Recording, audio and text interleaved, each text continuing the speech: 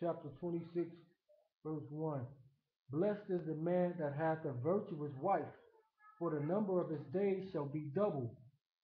A virtuous woman rejoiceth her husband, and he shall fulfill the years of his life in peace.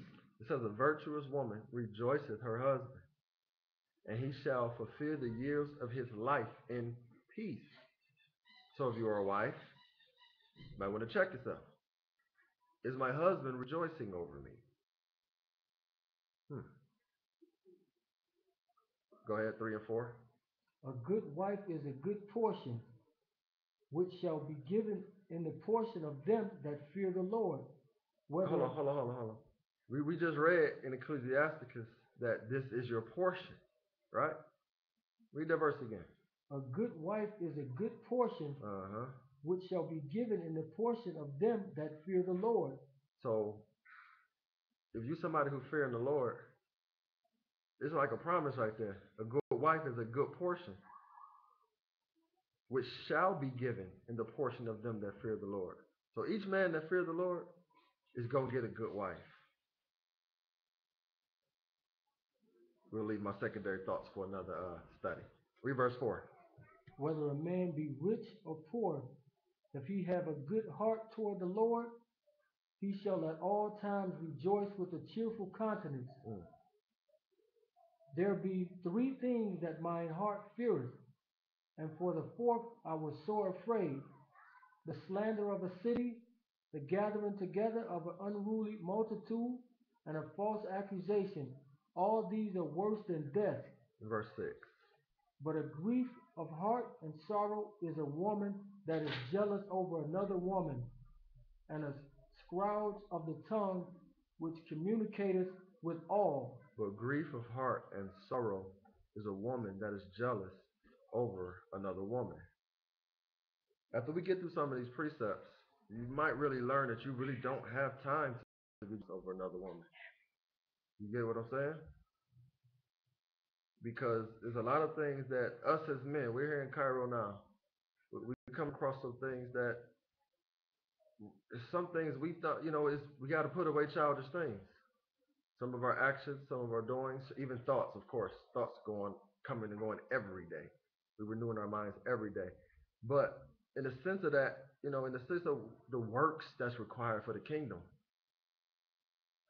women, y'all know how it is. When there's one woman jealous over another, vice versa, it gets hectic. It gets out of line.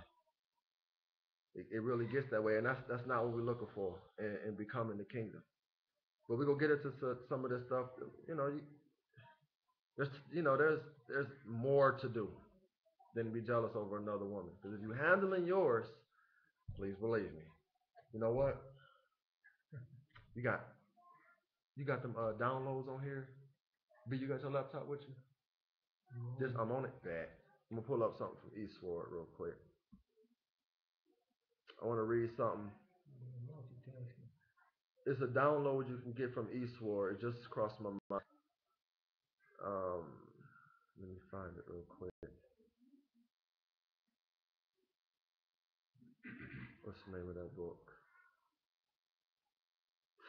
The book is called Sketches of the Social Life of Jews. And it's an Eastward download.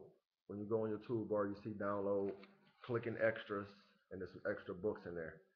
So I was digging some stuff out of here. What chapter was that? I was in chapter 9. It was the words of a wise woman. And of course, they were talking about this woman was a Judean woman. And, if we know our history, we know that Judean is the African American or so-called Negro woman.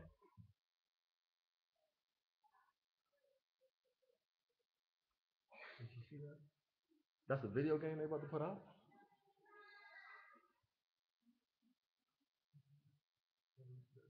Some trippy stuff going on in the world. Man, if y'all seen the news that we watch, oh my goodness. You would have been left that land. Not that I don't mean to really laugh at that, but we really try not to scare people and not sound too fanatical. But it's about to go down. So this is an illustration from the book I was just referring to, and it's the words of a wise woman. And I'm pulling this off the verse, chapter 26, verse 6, but a grief of heart and sorrows, a woman that is jealous over another woman, and a scourge of the tongue which communicateth with all. It's easy to tell when something like that is going on because most of the time women's tongue isn't in check, for lack of a better way to put that. So I'm going to read this.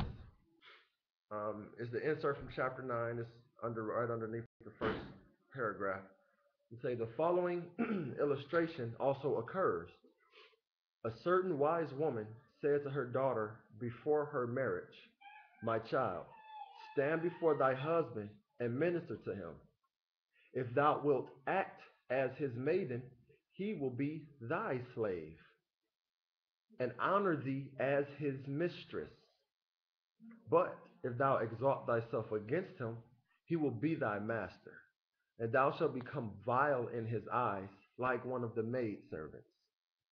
Let me break that quote down. She said, my child, stand before thy husband and minister to him. That means be there for him. As the Bible says, they that wait on the Lord shall renew their strength. It's the same order. The wives that wait on their husbands. You understand? You minister to him. You a help like unto himself. That's what you be. That's what I mean by minister to him. Be a help like unto himself. Evaluate what he's doing, his daily tasks. Where can you fit? Where can you insert yourself as much as you can in his life? That's what she was telling her daughter. This is the words of a wise woman. It says, stand before thy husband and minister to him. If thou wilt act as his maiden, he will be thy slave, and honor thee as his mistress. Now, I'm sorry, I can't really think of too many men who will have a woman. Of course, most men choose what's beautiful to their own eyes. I can't imagine a man who has a woman and she's doing what this wise mother has told her. She's ministering to her husband. She stand before her husband and minister to him. Act as his maiden. There's not too many things that she can ask for that he'll say no. He'd be willing to say yeah before she even get the statement out. He already perceived what I was gonna bless you with that anyway. Here you go. Something crazy. But then she said, he will be thy slave and honor thee as his mistress. I don't really mean to get too wild with this part, but okay, you got your main chick and you got your side chick, right? Excuse me, I'm sorry, I'm saying it this way, trying to help you understand. Like the main chick gets maintained, spend time with, boom, boom, boom. But the mistress, the side chick, she gets splurged on. Like she might get the trip to Jamaica. She might get the, spur of the moment Gucci boots, or I mean, a whole bunch of stuff. You know what I'm saying? So what she was saying was she was telling her daughter, keep it fresh to your husband. You get me? Because then she said, but if thou exalt thyself against him, like you telling him what stuff requires, and you speaking against things he's saying and advice he's giving. Say he will be thy master, and thou shalt become vile in his eyes, like one of the maidservants. You're just another one running around here. That's the words of a wise woman. Those are not my words. All right, let's get back in it. Let me get the Justin TV screen back up. I'm probably getting cussed out. How you doing? Oh, okay. All right.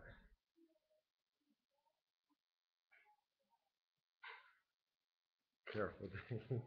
Hey, I'm trying to watch myself. I really am, man. Trust me. I know I'm skating on thin ice. Let's go to Sirach chapter 40. Quite you stuck, huh?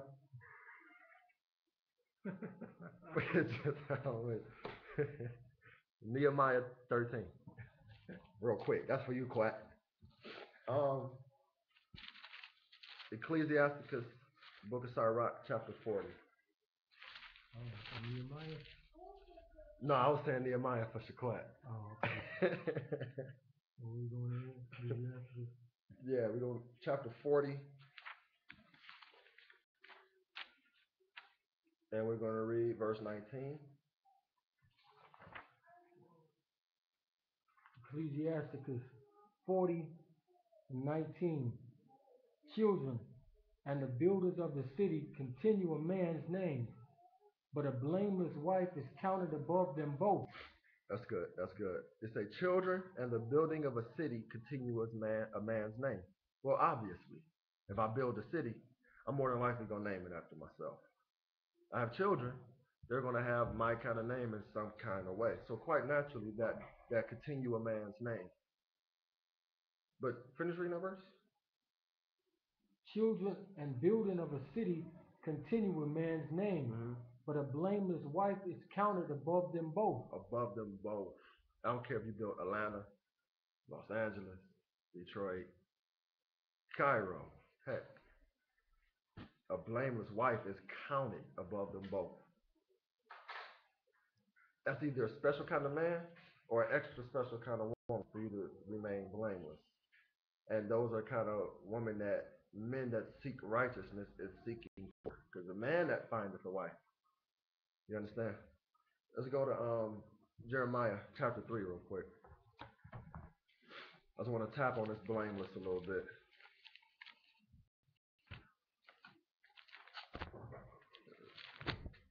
And throughout the courses of these studies, I'm gonna have to attack the looseness of our sexuality. I'm gonna have to. I'm gonna have to get involved in that. That's why I said earlier that this is really, scratching the surface of something that's much, much deeper. Um, we come from a very promiscuous society, especially from Babylon. So there's a lot of things we need to understand about ourselves, even about some of the things we do now with no understanding of what we're doing. It's really time to check our sexuality. And it's not as grievous as a lot of people have been taught to believe it is. It's really not. But we'll get into that later. So we're in Jeremiah chapter 3. What I'll just read. Oh, talking about a blameless wife. All right. Read verse, was it 11?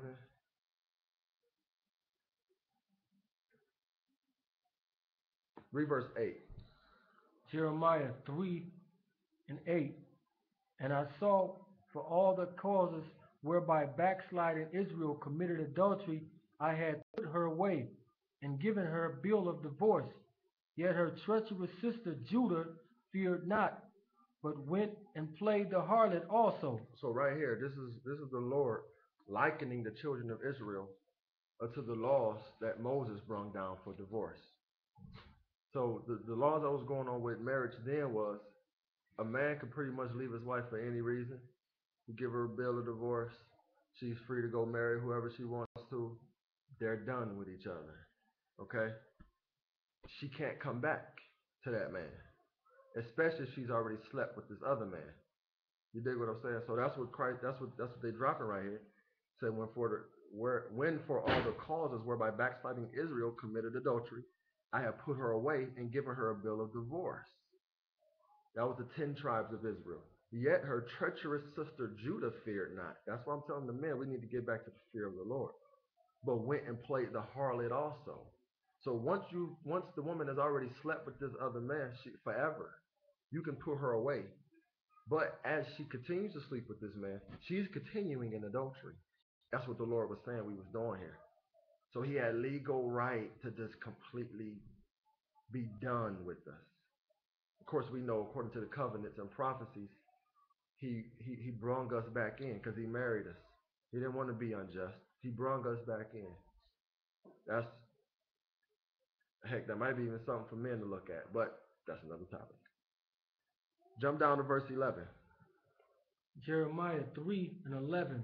And the Lord said unto me, the backsliding Israel have justified herself more than treacherous Judah. More than treacherous Judah.